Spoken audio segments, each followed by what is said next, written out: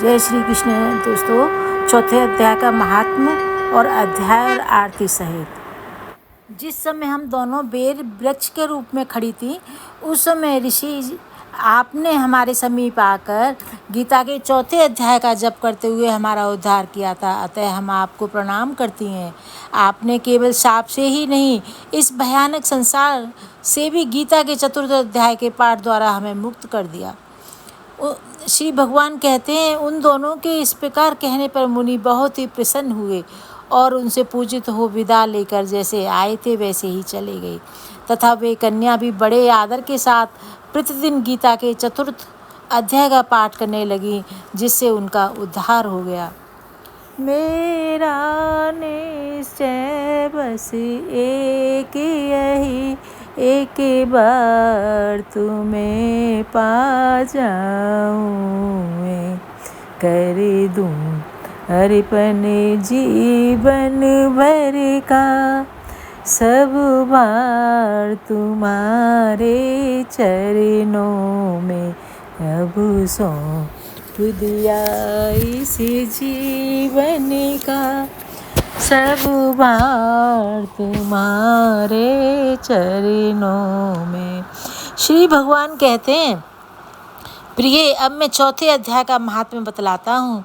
सुनो, भागीरथी के तट पर वाराणसी बनारस नाम की एक पुरी थी। वहाँ विश्वनाथ जी के मंदिर में भरत नाम के एक योगनिष्ठ महात्मा रहते थे, जो प्रतिदिन आत्मचिंतन में तत्पर हो आदरपूर्वक गीता के चतुर्थ अध्याय का पाठ किया करते थे। उसके अभ्यास से उनका अंतःकरण निर्मल हो गया था। वे शीत उष्ण आदि द्वंद्वों से भी कभी व्यथित नहीं होते थे। एक समय की बात है, वे तपोधन नगर की सीमा में स्थित देवताओं का दर्शन करने की इच्छा से भ्रमण करते हुए नगर से बाहर निकल गए। वहाँ बेर के 2 वृक्ष थे, उन्हीं की जड़ में वे विश्राम करने लगे। एक वृक्ष की जड़ में उन्होंने अपना मस्तक रखा था और दूसरे वृक्ष के मूल में उनका एक पैर टिका हुआ था। थोड़ी देर बाद जब वे तपस्वी चले गए, तब बेर के वे दोनों वृक्ष 5 ही 6 दिनों के भीतर सूख गए। उनमें पत्ते और डालियां भी नहीं रह गईं। तत्पश्चात वे दोनों वृक्ष कहीं ब्राह्मणों के पवित्र गृह में 2 कन्याओं के रूप में उत्पन्न हुई। वे दोनों कन्याएं जब बढ़कर 7 वर्ष की हो गईं, तब एक दिन उन्होंने दूर देशों से घूमकर आते हुए भरत मुनि को देखा। उन्हें देखते ही वे दोनों उनके चरणों में पड़ गईं और मीठी वाणी में बोली, मुने, आपकी कृपा से हम दोनों का उद्धार हुआ है। हमने बेर की योनि त्याग कर मानव शरीर प्राप्त किया है। उनके इस प्रकार कहने पर मुनि को बड़ा विस्मय हुआ। उन्होंने पूछा, पुत्रियों, मैंने कब और किस साधन से तुम्हें मुक्त किया था?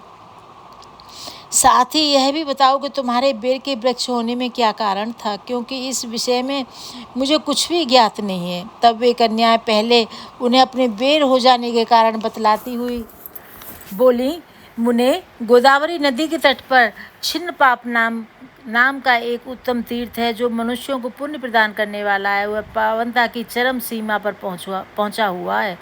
उस तीर्थ में सत्यतपा नामक एक तपस्वी बड़ी कठोर तपस्या कर रहे थे।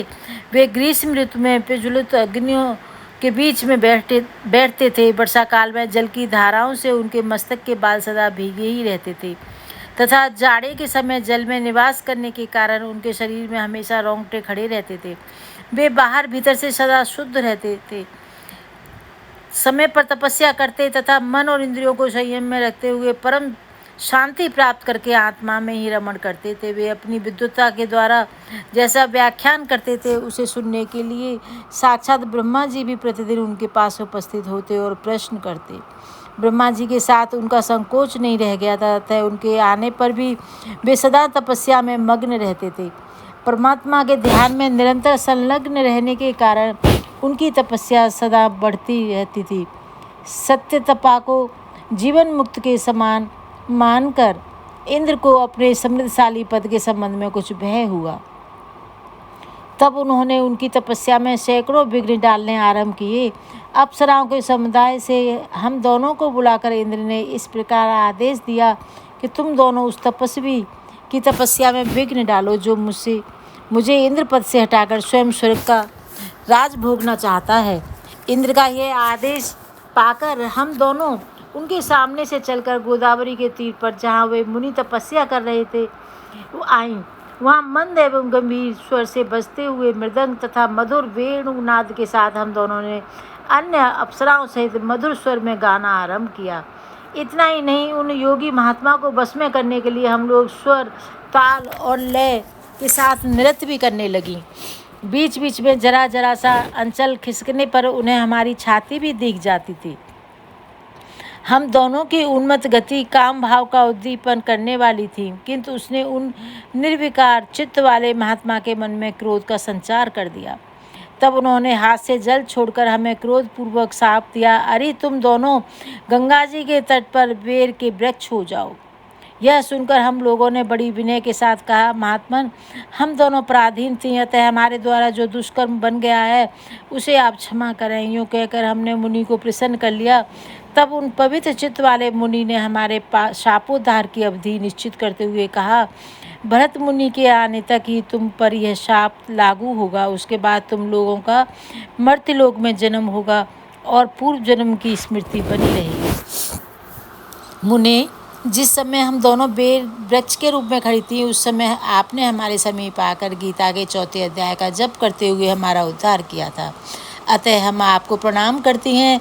आपने केवल साप से ही नहीं, इस भयानक संसार से भी गीता के 4 अध्याय के पाठ द्वारा हमें मुक्त कर दिया है। उन दोनों के इस प्रकार कहने पर मुनि बहुत ही प्रसन्न हुए और उनसे पूजित हो विदा लेकर जैसे आए थे वैसे ही चले गए, तथा वे कन्या भी बड़े आदर के साथ प्रतिदिन गीता के 4 अध्याय का पाठ करने लगी, जिससे उनका उद्धार हो गया। गीता अध्याय का पाठ 4। इसके उपरांत श्री कृष्ण महाराज बोले, हे अर्जुन, मैंने इस अविनाशी योग को कल्प के आदि में सूर्य के प्रति कहा था, और सूर्य ने अपने पुत्र मनु के प्रति कहा, और मनु ने अपने पुत्र राजा इक्ष्वाक के प्रति कहा। इस प्रकार परंपरा से प्राप्त हुए इस योग को राजर्षियों ने जाना। हे अर्जुन, वह योग बहुत काल से इस पृथ्वी लोक में लोप हो गया। वही पुरातन योग अब मैंने तेरे लिए वर्णन किया है, क्योंकि तू मेरा भक्त और प्रिय सखा है।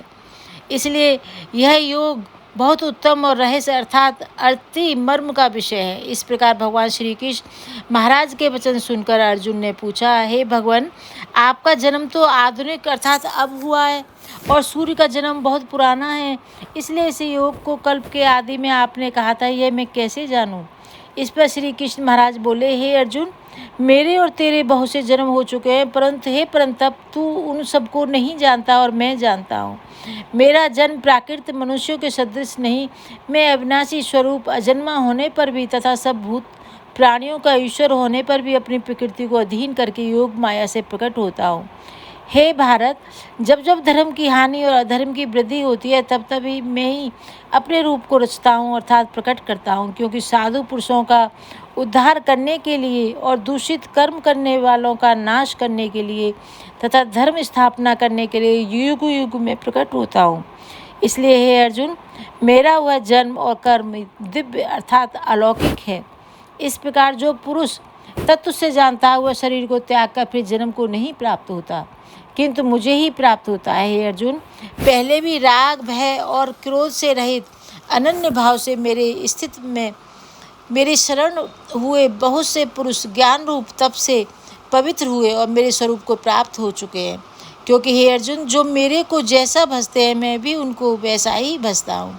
इस रहस्य को जानकर ही बुद्धिमान मनुष्यगण सब प्रकार से मेरे मार्ग के अनुसार ही चलते हैं। जो मेरे को तत्व से नहीं जानते, वे पुरुष इस मनुष्य लोक में कर्मों के फल को चाहते हुए भी देवताओं को पूजते हैं। उनके कर्मों से उत्पन्न हुई सिद्धि भी शीघ्र ही होती है, परंतु उनको मेरी प्राप्ति नहीं होती। इसलिए तू मेरे को ही सब प्रकार से भज। जो भजता मुझको भाव से, मैं उसका ही बन जाता। जो भजता मुझको भाव से, बिना भाव के जो कोई भजता, मुझको नहीं सुहाता, मुझको नहीं सुहाता। अर्जुन, मुझको नहीं सुहाता, जो भजता मुझको भाव से। हे अर्जुन, गुण और कर्मों के विभाग से ब्राह्मण, क्षत्रिय, वैश्य और शूद्र मेरे द्वारा रचे गए हैं। उनके कर्ता को भी मुझे अविनाशी परमेश्वर को तू अकर्ता ही जान। क्योंकि कर्मों के फल में मेरी स्पृहा नहीं है, इसलिए मेरे को कर्म लिपायमान नहीं करते। इस प्रकार जो मेरे को तत्व से जानता है वह भी कर्मों से नहीं बंधता है, तथा पहले होने वाले मुमुक्षु पुरुषों द्वारा भी इस प्रकार जानकर ही कर्म किया गया है। इससे तू भी पूर्वजों द्वारा सदा से किए हुए कर्म को ही कर, परंतु कर्म क्या है और अकर्म क्या है, ऐसे इस विषय में बुद्धिमान पुरुष भी मोहित हैं। इसलिए मैं वह कर्म अर्थात कर्मों का तत्व तेरे लिए अच्छे प्रकार कहूँगा कि जिसको जानकर तू अशुभ अर्थात संसार बंधन से छूट जाएगा। कर्मों का स्वरूप भी जानना चाहिए और अकर्म का स्वरूप भी जानना चाहिए, तथा निषिद्ध कर्म का स्वरूप भी जानना चाहिए, क्योंकि कर्म की गति गहन है। जो पुरुष कर्म में अर्थात अहंकार रहित की हुई संपूर्ण चेष्टाओं में अकर्म अर्थात वास्तव में उनका ना होना अपना देखे, और जो पुरुष अकर्म में अर्थात अज्ञानी पुरुष द्वारा किए हुए संपूर्ण क्रियाओं के त्याग भी कर्म को अर्थात त्याग रूप क्रिया को देखे, वह पुरुष मनुष्य में बुद्धिमान है और वह योगी संपूर्ण कर्मों का करने वाला है। हे अर्जुन, जिसके संपूर्ण कार्य कामना और संकल्प से रहते हैं, ऐसे उस ज्ञान रूप अग्नि द्वारा भस्म हुए कर्मों वाले पुरुष को ज्ञानी जन भी पंडित कहते हैं। जो पुरुष सांसारिक आश्रय से रहित सदा परमानंद परमात्मा में तृप्त हैं, वह कर्मों के फल और संग अर्थात कर्तव्य अभिमान को त्याग कर कर्म में अच्छी तरह काम करता हुआ भी कुछ भी नहीं करता है। जीत लिया है अंतःकरण और शरीर जिसने, तथा त्याग दी है संपूर्ण भोगों की सामग्री जिसने, ऐसे आशा रहित पुरुष केवल शरीर संबंधी कर्म को करता हुआ पाप को नहीं प्राप्त होता है। अपने आप जो कुछ आप प्राप्त हो उसमें ही संतुष्ट रहने वाला, हर्ष शोक आदि द्वंद्वों से अतीत हुआ तथा मत्सरता अर्थात ईर्ष्या से रहित सिद्धि और असिद्धि में समत्व भाव वाला पुरुष कर्मों को करके भी नहीं बंधता है, क्योंकि आसक्ति से रहित ज्ञान में स्थित हुए चित्त वाले यज्ञ के लिए आचरण करते हुए मुक्त पुरुष के संपूर्ण कर्म नष्ट हो जाते हैं। उन यज्ञ के लिए आचरण करने वाले पुरुषों में से कोई तो इस भाव से यज्ञ करते हैं कि अर्पण अर्थात स्तुवादिक भी ब्रह्म है, और हवि अर्थात हवन करने योग्य द्रव्य भी ब्रह्म है, और ब्रह्म रूप में अग्नि में ब्रह्म रूप कर्ता के द्वारा जो हवन किया गया है वह भी ब्रह्म ही है। इसलिए ब्रह्म रूप कर्म में समाधिष्ट हुए उस पुरुष द्वारा जो प्राप्त होने योग्य है वह भी ब्रह्म ही है। और दूसरे योगी जन देवताओं के पूजन यज्ञ को ही अच्छी प्रकार उपासते हैं अर्थात करते हैं, और दूसरे ज्ञानी जन परम ब्रह्म परमात्मा स्वरूप अग्नि में यज्ञ के द्वारा ही यज्ञ को हवन करते हैं। अन्य योगी जन श्रोतादृक सब इंद्रियों को संयम अर्थात स्वाधीनता रूप अग्नि में हवन करते हैं, अर्थात इंद्रियों को विषयों से रोककर अपने बस में कर लेते हैं। और दूसरे योगी लोग शब्दाधिक विषयों को इंद्रिय रूप अग्नि में हवन करते हैं, अर्थात राग द्वेष रहित इंद्रियों द्वारा विषयों को ग्रहण करते हुए भी भस्म रूप करते हैं। दूसरे योगी जन संपूर्ण इंद्रियों की चेष्टाओं को तथा प्राणों के व्यापार को ज्ञान से प्रकाशित हुई परमात्मा में स्थित रूप योगी योगाग्नि में हवन करते हैं। दूसरे कई पुरुष ईश्वर अर्पण बुद्धि से लोक सेवा में द्रव्य लगाने वाले हैं, वैसे ही कई पुरुष स्वधर्म पालन रूप तप यज्ञ को करने वाले हैं, और कई अष्टांग योग रूप यज्ञ को करने वाले हैं, और दूसरे अहिंसा आदि तीक्ष्ण व्रतों से युक्त यत्नशील पुरुष भगवान के नाम का जप तथा भगवत प्राप्ति विषयक शास्त्रों का अध्ययन रूप ज्ञान यज्ञ के करने वाले हैं। दूसरे योगी जन अपान वायु में प्राण वायु को हवन करते हैं, जैसे ही अन्य योगी जन प्राण वायु में अपान वायु को हवन करते हैं, तथा अन्य योगी जन प्राण और अपान की गति को रोककर प्राणायाम के परायण होते हैं। दूसरे नियमित आहार करने वाले योगी जन प्राणी को प्राणों में ही हवन करते हैं। इस प्रकार यज्ञों द्वारा नाश हो गया है पाप जिनका, ऐसे यह सभी पुरुष यज्ञों को जानने वाले हैं।